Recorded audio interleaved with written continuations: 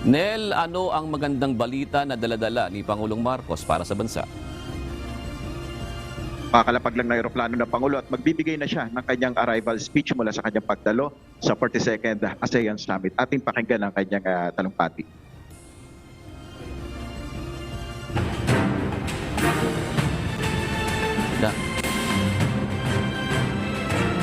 Ladies and gentlemen, the President of the Republic of the Philippines, His Excellency Ferdinand R. Marcos Jr.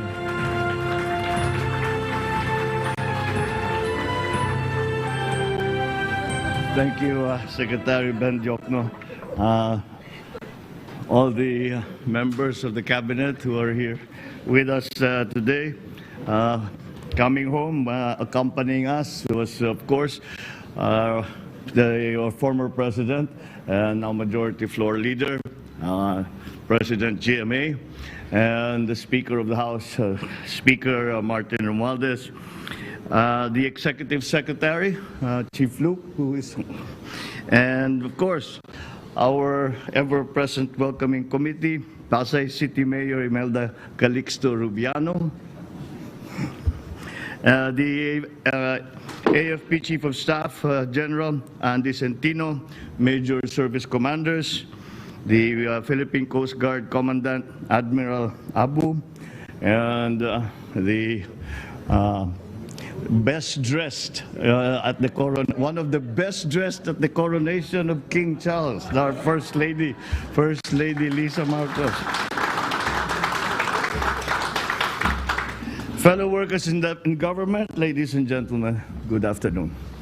I am happy to report on the outcomes of the Philippines' participation in the 42nd Summit held in Labuan Bajo, Indonesia on the 10th of May to the 11th, 2023.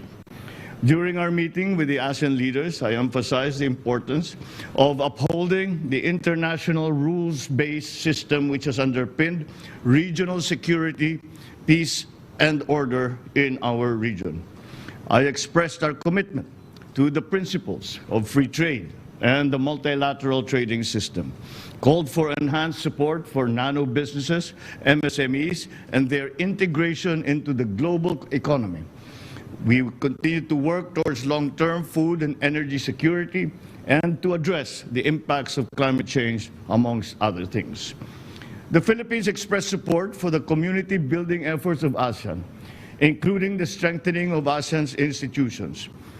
The leaders also discussed regional and international developments. During the discussions on the situation in Myanmar, I called for Myanmar to adhere to the 5-point consensus and express support for Indonesia's enhanced initiatives in the implementation of the 5-point consensus. We also came to an agreement that we would adjust our approach on the situation in Myanmar and to try to engage Myanmar at every level and to all the political factions that are active and are involved in that crisis situation in Myanmar. We came to this conclusion simply because we say what we have done.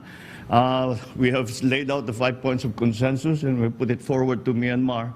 But it has been 2 years and there has been no movement.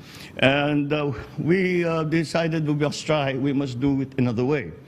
And there are many members who have experience in these long ongoing political negotiations. And the advice is to engage everyone equally. And that is what we intend to do. I, of course, expressed our deep concern regarding the humanitarian crisis and the continued economic impacts of the Russia-Ukraine war. This contributes to global food and energy insecurity. On the South China Sea, I reaffirmed the Philippine commitment to the peaceful resolution of disputes and advocated for a rules-based maritime order anchored on 1982 UNCLOS. On Timor-Leste, I conveyed that ASEAN should support Timor-Leste in its efforts towards full ASEAN membership, which we regard as just a matter of time, as they had come to this summit as an observer status. I participated in leaders' interfaces with the ASEAN leaders, with the ASEAN Interparliamentary Assembly, and the representatives from the ASEAN Business Advisory Council, the ASEAN Youth, and the high-level task force on the ASEAN Community Post-2025 Vision. This task force has been given the job of charting the roadmap until 2025 for the transformation of the regional economy and the parts that each country will play in that resurgence. I encourage also our ASEAN external partners to increase their levels of engagement in the BIMP-IAGA, which is a joint aggregation of Brunei, Indonesia, Malaysia, and the Philippines, and to support its role, the BIMP-IAGA's role, as a major catalyst in galvanizing economic development and enhancing connectivity in this vibrant sub-region. I once again thank our host, Indonesian President Joko Widodo, for extending such hospitality to our delegation. I look forward to continue working with the chair, Indonesia, and other ASEAN member states, as well as ASEAN's external partners for the 43rd ASEAN Summit and related summits, which will happen in September of 2023 in Jakarta. We will meet to advance our shared goals for a peaceful, secure, and more prosperous region. I believe that the summit was a success in that it charted the new directions that were initiated by the chairman, President Widodo, and with the concurrence of all the member states. And many new ideas were ventilated, and many of those were adopted, and we will hopefully see some progress on the political front and certainly on the economic front. Thank you very much and good afternoon.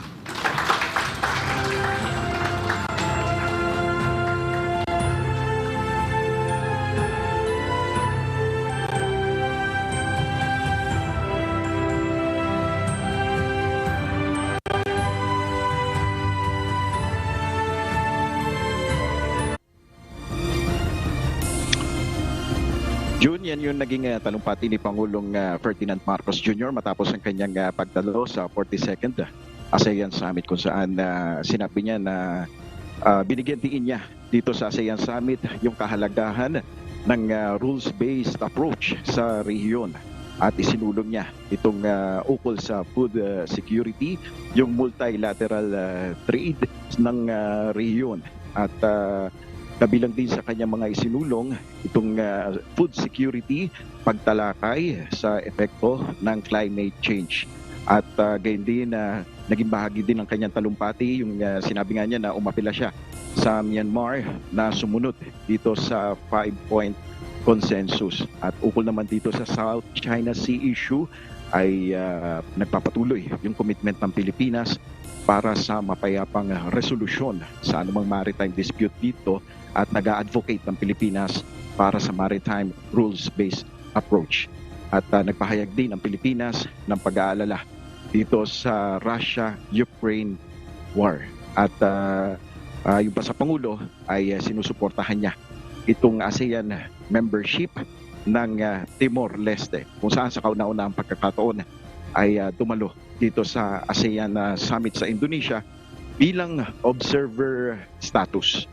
At yan yung maikli lamang na naging arrival speech ng Pangulo, kung saan 5:55 p.m.